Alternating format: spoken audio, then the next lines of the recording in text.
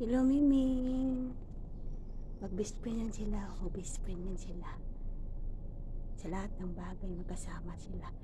Doon sa likod, sa kainan, maglaro, tulog. Magkatabihan sila. Best friend yan sila, best friend. Cute. Magkaiba ang kanilang kulay, pero parehas pa rin sila na pusa. Cute guys. Lumingin. Parang baby yan siya guys.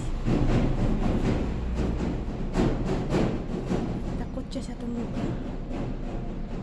Takot pala siya sa ingay. Ito sarap tulog niya.